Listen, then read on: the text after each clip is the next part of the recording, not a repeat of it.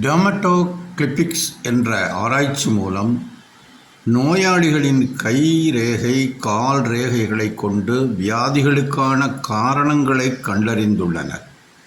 பல்வேறு அறிவியல் அறிஞர்களின் ஆராய்ச்சியால் இக்கண்டுபிடிப்பு உறுதி செய்யப்பட்டுள்ளது.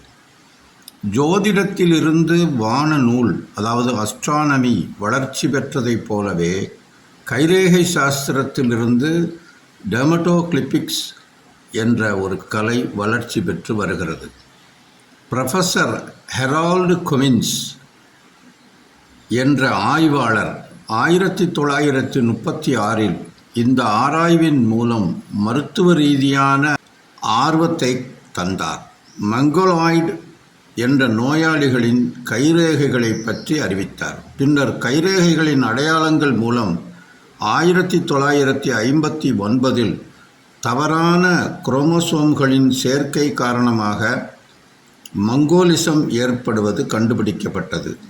தொடர்ந்து மரபியல் நோய்களுக்கும் கைரேகைகளுக்கும் உள்ள தொடர்புகளை கண்டறிந்து வெளியிட்டனர்.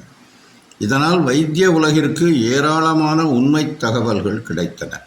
குறிப்பாக நோய்களை கண்டறிய விரல் மடிப்பு ரேகைகள், உள்ளங்கை ரேகைகள், விரல் நுனி ரேகைகள், உள்ளங்கால் ரேகைகள் போன்ற ரேகை அமைப்புகளே முக்கிய பங்கு வகிக்கின்றன என்பதை கண்டறிந்தார்கள்.